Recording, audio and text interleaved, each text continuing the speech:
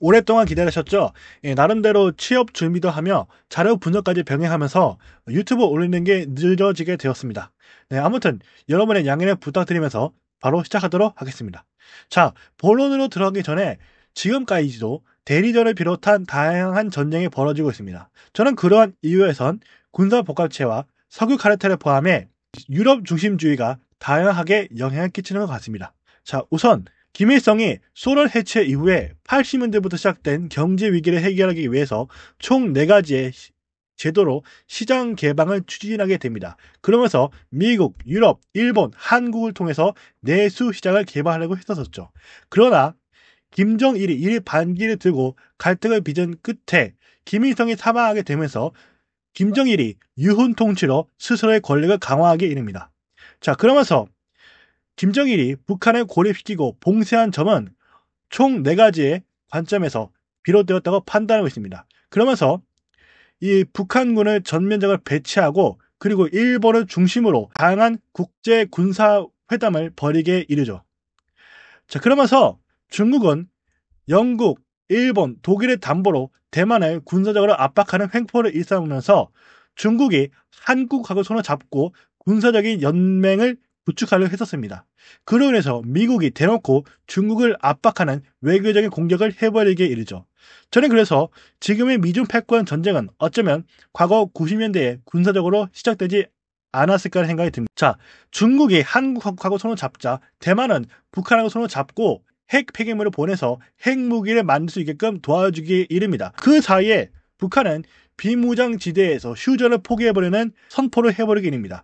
그리하여서 일본이 동북아에 군사적으로 개입하고 한국이 일본하고 손을 잡게 되는 명분을 제공하게 이르죠. 그 이외에도 북한은 각종 군사적인 도발과 준비태세를 갖추면서 비무장 지대에서 교전을 벌여서 한 명이 죽게 되는 비극이 나기도 했었죠. 자, 그러나 이 북한이 이러한 군사적인 도발과 테러를 벌인 점은 바로 북한의 군사 도발로 이용해서 정치적인 이득을 얻으려는 국내 정치 집단들의 공작이 한복했었습니다. 특히 이 안기부의 대북무자 지원에 삼성, 진로, 현대, 대우가 얽매였었고 심지어 중국과 영국의 홍콩 무역회사가 북한과의 대북 공작에 많이 연관이 되어 있었죠. 그러면서 이 호주와 미국의 군사복합체가 연관되지 않았을까 생각이 듭니다. 그리하여서 우리나라에서도 북한과의 전쟁을 준비하는 태세가 나오게 되죠. 자, 그러면서 북한은 군사 분계선에다 병력을 집중시키는 준비를 하게 되고 심지어 한국 함정에다 함포사고를 벌이는 테러까지 일삼게 됩니다. 자, 그러나 한국과 일본은 북한의 도발을 문제 삼지 않고 식량 지원이라는 어처구니 없는 결정을 내리게 됩니다. 그러면서 김영삼 대통령은 일본, 영국, 이탈리아, 프랑스 정상과 만나면서 그에 연관된 비동맹 77그룹 의제국까지 만나게 되는데 이게 어쩌면 유럽이 동북아에 진출하게 되면서 개발하는 데 필요한 자원, 즉 중동, 아프리카, 남미, 동남아의 자원을 끌어내기 위한 하수인으로서 김영삼 대통령이 그러한 연결고리를 맺은 게 전 아니었을까 생각이 듭니다.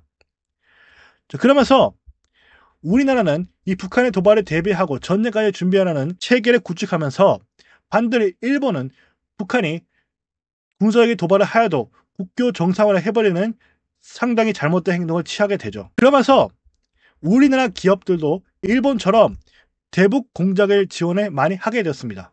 물론 이 북한이 미국한테 테러를 가해서도 한국은 북한한테 퍼주기만 했었죠. 특히 대우가 이 97년 9월쯤에 북한에 방문한 점도 대우가 북한을 이용하는 세력의 하수인이었다고 판단하고 있습니다.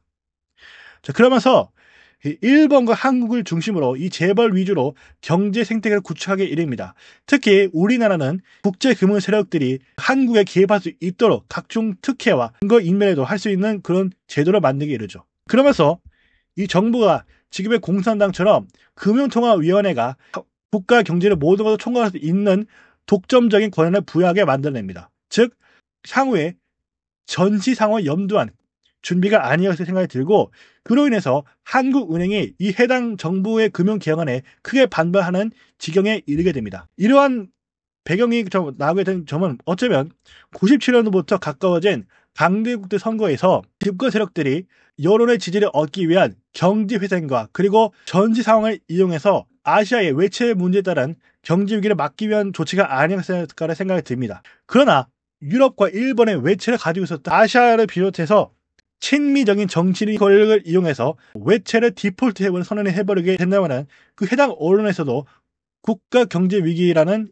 그 분위기를 조장할 수밖에 없는 사실이 보도되게 되고, 그로 인해서 그 해당 국가에서 경제 문제에 따른 반집권 여론을 만들어서 반미적인 집권 세력을 없애려는 과정이 현실화가 되었다고 판단하고 있습니다.